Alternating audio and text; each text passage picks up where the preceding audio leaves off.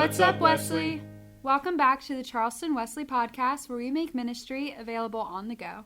My name is Ava, and I'm the Wesley worship intern. And I'm John, and I am the pastor of the Wesley Foundation. And we have a special guest joining us for this discussion. It is our very own Ella Perry. Whoop, whoop. Hey, guys. Howdy. Hey. So just to reintroduce myself, I'm Ella. I'm from North Augusta, South Carolina. I'm majoring in international studies and French. I'm also a rising senior, and I've been with the Wesley Foundation since I was a freshman. Woo! Quick fun fact about Ella is that she grew up on the Savannah River. I did. And that comes up freakishly a lot for some reason. But that's okay. Special place. Special place. It's a special place. How are you doing today? I'm doing good. How are you doing? I'm good. What about you, Ava? How are you doing? I'm also doing good. Whoa, trifecta of goodness. Well, that's good because I'm going to make a quick transition here. The episode's on transitions, and that's, I think, a pretty broad topic. I think it's an important topic, especially when you look at young people. And so, we're campus ministry. Obviously, we're focusing in on college students. And so the first question that I have for both of y'all, and I went to college, so I could answer it too. But what was kind of the high and the low of your transition into college? What was really great and what was really tough? Let's see. I guess I could speak on that really quick. I was super excited to go to college to try all these new things. So I first came in freshman year. I came in hot. Was doing the Wesley Foundation, the outdoors club, the tennis club at CFC, and that was really exciting. But at the same time, I think I really wanted to have friends. And that was tough for me at first. I thought Ava and Isabella and, this other girl, Savannah, were so cool. And I tried so hard to be friends with them. And you know what? It worked out because we're here today. But I think, making friends was kind of a tough part of transitioning. Yeah, that's fair. I like a little bit of your answer because it made it seem like it was really hard to befriend Isabella and Ava, which... listeners, they're very easy to get along with. Yeah. Don't be scared of us.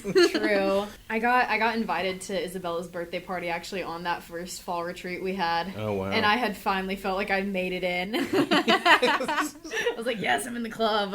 For those of you who don't know, we are not exclusionary. We just have been, me and Isabella knew each other since high school. So that's a little bit, I feel like, of important background information.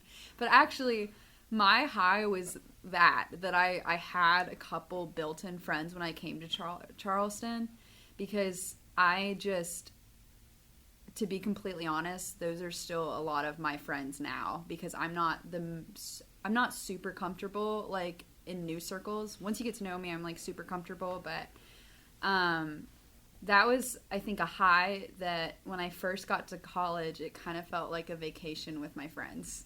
The few that I had come with. But the low was after 2 weeks, it hits you that, wait, you're supposed to make more friends. And the friends that you came with are getting more friends. So you also need to get more friends. And it becomes a lot more pressure to meet new people at that point. Yeah, I would, I'm going to go in a different route with when I came to college. Weirdly, I think one of the toughest things that I struggled with my freshman year at College of Charleston was claustrophobia. I grew up in the upstate of South Carolina, and everything's very open. There's trees, there's fields, and you don't have that in Charleston. There's deer. There's a lot of things, and I was really wrestling with the fact that there wasn't open spaces, and that I was just seeing my dorm room, and then the classroom, and then the dining hall, and then back to my dorm room. Yeah. And so I used to really struggle.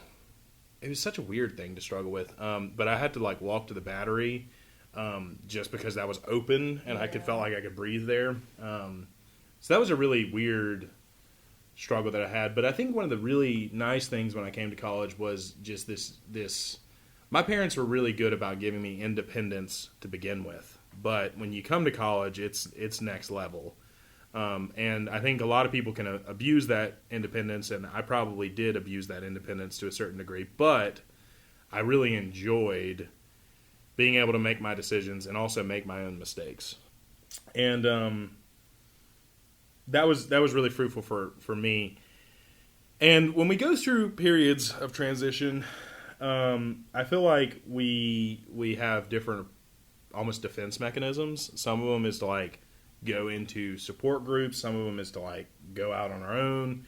And so either way, that can kind of impact our relationship. So the next question I have for y'all is, when you go through transitions, are you a lone wolf or are you like find your people and go through that transition with a group? And like, what are the implications of that with your other relationships? I would say that I'm kind of lone wolf, I think.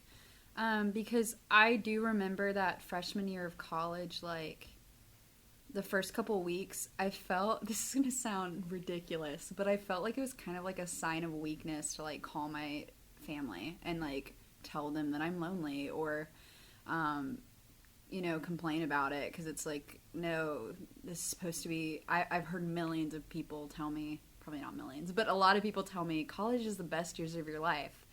And when it didn't feel like the best years of my life, I didn't reach out to people to tell me, like, no, it's okay. Like, that's just, for some people it is, but for other people it's not. And, yeah, I think I felt, like, distance from my family during that time. So that's kind of how it impacted my relationships. So, yeah, I'm definitely, I think, more of, like, a lone wolf person. Well, sorry. I mean, yeah, lone wolf, but I will say there comes certain points where I'm like, I have to call somebody. So I feel like I go the extremes. Like, I never live in that happy medium. That's fair. Yeah. And we're gonna release an episode later, actually, with Ella, on loneliness. So we will kind of talk about. I do think that there is a time and a place for solitude. Maybe not necessarily loneliness, but solitude is good. But also in that same vein, I think there's a place for community. So I'm not going to say that you did it right or wrong. Yeah. But and I appreciated that you just said one thing about how it was really hard for you to say that you were lonely. And that is just such a vulnerable space to be in, to say,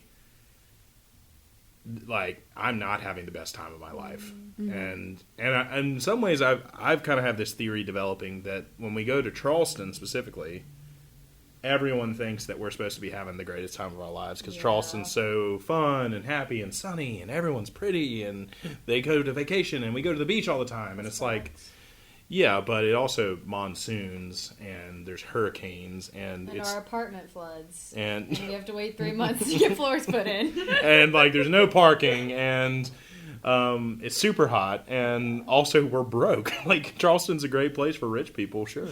So, what about you during transitions? What's your go-to, Ella? I'm like Ava. It like depends. Sometimes I will say though, like I talk to my mom every day. Ava knows this. We're roommates, so she hears me through the walls. And, like, not in a creepy way. That's just the nature of the walls. In a very natural way. In a very natural way. It's always so natural. Ava's not like listening in, like, what's Amber talking about today? And it's funny too, because she goes like she's so respectful. She goes outside to talk to her parents, and I just lay it all out for the entire complex to hear. But in that way, my mom, like, she helps me through a lot of transitions. And I do find myself sometimes relying more on my family than my friends just because I don't want to, like, suck my friends into, like, my problems. That's really interesting. I think that's pretty normal to not want to burden people. And transitions are always this kind of season of... it's a season of change, and so usually it's a season of challenge. And I do kind of want to say one thing is that, like, transitions are not bad. Like, in fact, like, they're very beautiful experiences. There are some transitions that are really tough and really hard. But I would say when I go through it, I think I that I overcorrect and I, like, really lean into community. To the point where I'm, like, asking a whole bunch of people for their input and their insight. And I don't necessarily spend some time alone just to sit and process, because I kind of struggle to sit still to begin with. And so, in that way, I've had to like realize, God, I am venting a lot to people, and that's a little unfair in this relationship. Like my wife, God bless her, she listens to me vent all the time, and that's like not super fair to her all the time. So, because also there's just some things I don't need to vent about. So It's okay, I do it too. yeah, but we've been talking about kind of like our friendships and our, even we brought up like kind of familial relationships, but like what does our relationship with God look like in times of transition? I mean, I think like the goal is to be close with him during times of transition, because I think like when you're down bad, God's just really a good thing to comfort you. Yeah, like for example, y'all knew this was coming.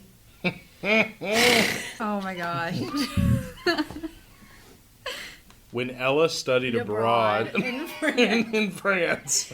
Like, it was hard for me because I didn't have a church there that I felt comfortable going to, especially like my host fam was atheist and I didn't want them to get like suspicious of me leaving the house on Sunday mornings at 9 a.m. biking downtown.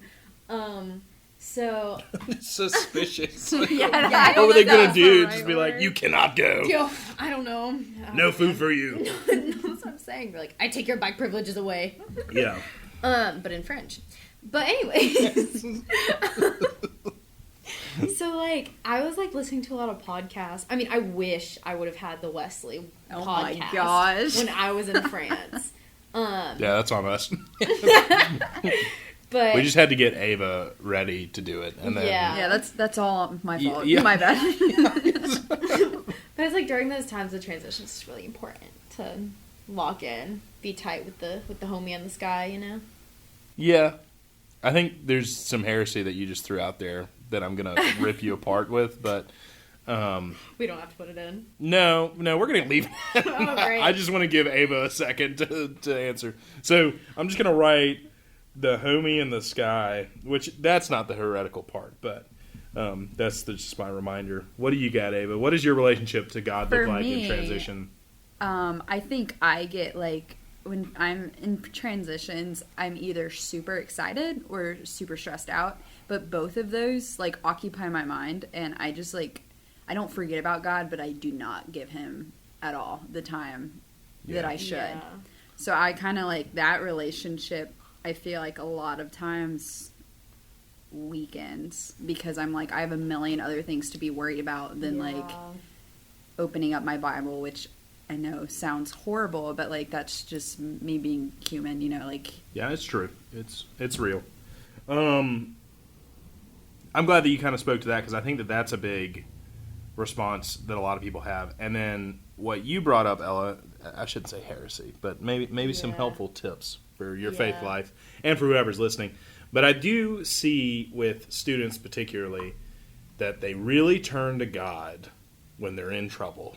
Yeah. And when they're not in trouble, they You're forget like, about God. You know what I mean? Yeah. And that's where I think it's like you said, like you really want to be close with God when you're down bad, but you want to be close with God like Anytime. all I the know. time. It's just like personally, I'm closer. Like I know it's wrong. I'm just closer to him when I'm down bad. Well, I think we all are. I think that's like that's a Yeah. true thing. But it's the maintenance of that relationship with Him that I think we mess up. Is when we are the most upset. You know, we're probably praying a lot more than when we're like super thrilled and excited and Very God's doing all true. this cool stuff. And that's something that we all struggle with. Yeah. And so, in that vein, I would offer that we should always have that relationship with God and realize that our relationship with God should probably be a little more proactive as opposed to reactive.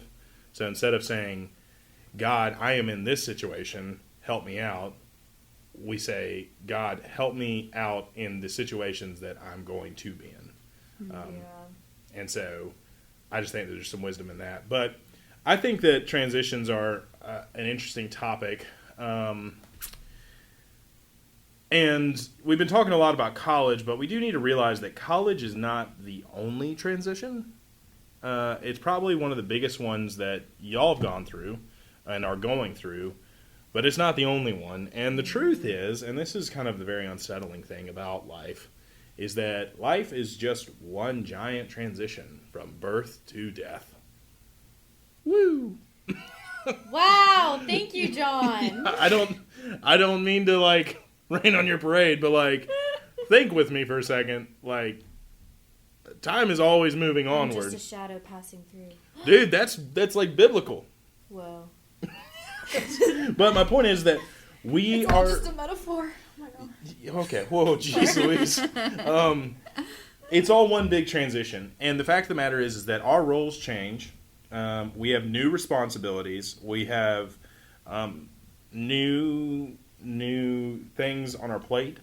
When we're single, we have a lot more independence. When we start dating, we actually sacrifice some of that dependence. When you're married, you sacrifice a lot of that independence. For me, I am currently a grad student. One day, I will no longer be a student. That's going to be a really big transition. For me, I am going to be a dad soon. That's a huge transition. And it's going to be the same for y'all, too. I mean, y'all are going to be going through these things that are weird and difficult and different. And some of them are really fun, like motherhood and fatherhood and becoming a husband and a wife, or becoming CEO or becoming a doctor or whatever it is. And some of them are unfortunately sad. We're probably going to become an orphan at one point. We will become, well, there's a chance of becoming a widow. There's a chance of becoming unemployed. There's a chance of becoming homeless even. I mean, these are just like true facts about life. And I don't mean to be like Debbie Downer, but like that's out there. But constantly we're changing. And when we look at transitions, we need to realize that God is in all of that and that God is with us in every moment of our lives. I had a conversation with a student who is feeling some anxiety about coming to College of Charleston in the fall, and that student said something along the lines of, I just am really hoping that God will be here with me. And I had to say, He is. You may not see Him when you're moving in, when you're saying goodbye, when you're worrying about schedule, when you're doing, but He is. And so talking of transitions made me think of Jeremiah, who, that's one of my favorite prophets. He's got a long book of the Bible, but he has the terrible task of being the prophet during the Babylonian invasion. He's not before, like many other prophets like Nahum and Habakkuk, and he's not after like Daniel and Malachi, but he is during, and he has the unfortunate task of telling Israel, God warned you about this. And unfortunately, God is doing what He's got to do. And talk about a transitional season. Your homeland is being ripped away from you. And you're about to be sent countries away to a different culture, to a different religion, to a different social system. And we talked about Daniel in our individualism episode. And so we talked about how he kind of wrestled with that too. But we are blessed in the United States to never have experienced this. And that is in thanks to our servicemen and women. But unfortunately, the truth is that there is fear like that in the world of being taken away, losing our identity, losing our culture, and being in danger. And so in that sense, Israel is going to go into exile, right? They're going to go into a place that they've never been. And it's a strange place where they are suppressed, and God gives Jeremiah a lesson before going into that. And so I'm going to read a very short passage from Jeremiah chapter 18, verses 1 through 6. And it reads, The word that came to Jeremiah from the Lord said, Come, go down to the potter's house, and there I will let you hear my words. So I went down to the potter's house, and there he was working at his wheel. The vessel he was making of clay was spoiled in the potter's hands, and he reworked it into another vessel as seemed good to him.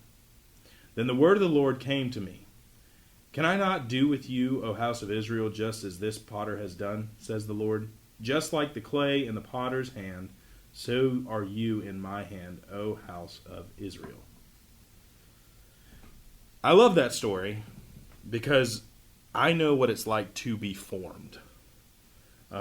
And I also know what it feels like to be reformed. I had a very good I had a very good feeling and grasp of who I was supposed to be, and then all of that fell away about junior year, and then I had to like reform, and then I rode that for a little bit, and then all of a sudden the call to ministry came, and so a lot had to be reformed, and then I decided that I wanted to get married to my wife, and then I had to reform a little bit there. I'm constantly being formed, and I'm constantly being changed. And I love this story because it's a good reminder of three things for me. The first is that I am never set in stone. I am always being formed. Till the day I die, I will be changing and evolving. And that could be unsettling to some people, but I actually really love the fact that I can change. The second thing is that God is the one that's forming me. God is the one that's willing to form me. I just have to be willing to let him form me in however he wants. And sometimes I want to form myself. Sometimes I don't want to change at all. But knowing that God is the master sculptor means I can trust him with myself. Right? And then the third thing that I also love about this story is that there is grace for me when I am not what the potter wants me to be. And he is willing to start over with me. As it says there, the vessel became spoiled in the hands of the potter, right? And that's not the potter's fault. That is the clay's kind of malfunction. And so I love that about this story. And so transitions are exciting, nerve-wracking, overwhelming, defining, whatever. But seeing God as a potter who can take all of the experiences that we have and form us into something beautiful, that is the key to a healthy mindset in transition. Because without God, we would just be a lifeless pile of clay. But with God, we can be so much more. Also, just a quick disclaimer, the cleaning crew that cleans the church that we do this podcast in just came in. So if you hear any background noise, that's what it is. Yeah, so with that, what practices should we try to do when we're facing periods of transition? I guess I should say periods of heightened transition, right? If we're always in transition. But periods of heightened transition, what should we do? Or try to do? I said this earlier, but like I normally just spiral. But what I should be doing is like grounding myself more, and things that like I like to do and like who I am. And like part of that like is relying on God, because I've been a Christian for a long time now, and like, but you know it's easy to forget that. And so really just like going back, reading scripture that's comforting to me, and also doing things that I love. Like I love being outside and playing tennis and pickleball, and you know when I have time doing that, like it really is grounding. But when I don't, like I feel like you can sometimes lose a sense of like who you are in that. Yeah, on that topic, I feel like for me, what I need to do like is make life more tangible and realize, like, big picture wise, because I think when I go through transitions, I see it as being like the big transition of my life currently, when actually it's probably just like one in a long string. And I feel like taking the stress away from it, or like the power of the event away from it, will make it more calming. Yeah, I like that. I would say I have three thoughts. One is you got to go to God. He's there with you. He wants to be there with you. He's much smarter than we are, and he's a lot better at handling things. So whether that's listening to worship music, listening to sermons, listening to the Word of God, whatever it may be for you, you got to do something with God. The second thing that I would say is I think it's extremely helpful to go through heightened seasons of transition with other people who are going through heightened seasons of transition. Support groups is the exact or the perfect example of that. Which is why I just desperately believe that college students should be discipled with college students. It kills me when churches are like, oh, we have a young adult group, and then like college kids are hanging out with like 35-year-olds who are worrying about things that college kids aren't worrying about, and vice versa. So I think there's great value in finding community that's also going through it. And then the third thing is kind of going with what Ella was saying, is you got to go back to what you love. For me, when I'm feeling like super overwhelmed, I just go watch a good movie because I love movies. You know, I just love to watch something. Like superhero movies, really, like they make me like happy for some reason. Really? Yeah.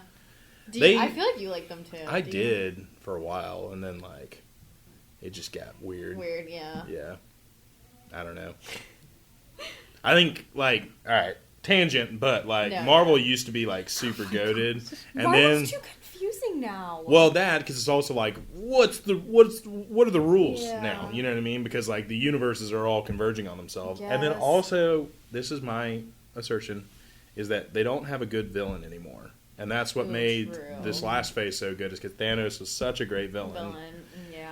And now they're just wandering aimlessly. But I will say, in the theme of superhero movies, the most recent Batman with Robert Pattinson, oh my god, that was actually really good. Yeah, they killed it. That was good. I like that one because it kind of like tapped into like the detective side of him. Yeah, I that's think more Batman, than dude. like others. For those of you who don't know me, well, I like Robert Pattinson too. Yeah. But for those of you who don't know me, I'm like a pretty big comic book dude. Okay, yeah. I like to collect comic books, and that's actually speaking this. Whoa, we just brought it all the way back to the beginning of like what I was saying is that doing something that you love.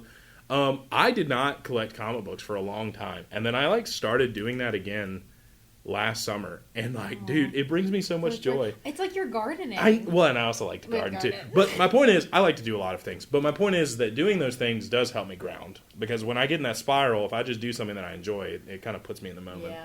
Yeah. And so. What advice do you wish you could tell yourself before you go through your next big transition? Or, I guess a better way to say this is, what could you tell your freshman self with the knowledge that you have now? I'm going to go with a weird route that I don't know if we've really touched on yet, but I think during my own transition, I also made other people's transitions my problem. Worrying about, like, how they were going through theirs and stressing about if they were, which I think it's good. I'm not saying you shouldn't be a friend to your friends. Like, it's good to have that support group mentality for sure.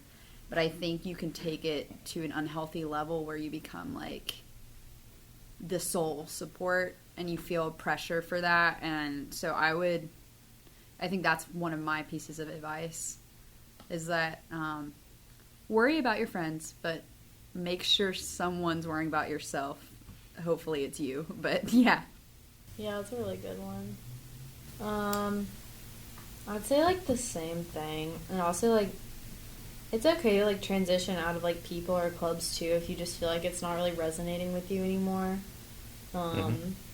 Like, just, like, give yourself grace. Like, Ava's right. Like, kind of look out for yourself at the same time.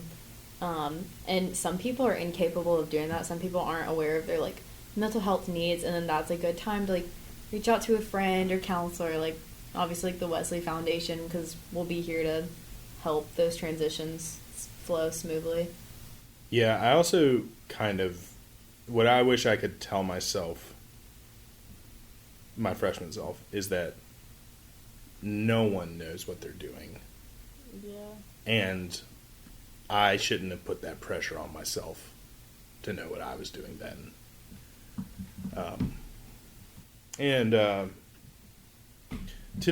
To kind of what Ella was saying is like the Wesley Foundation's here for people who are going through transitions and all that stuff.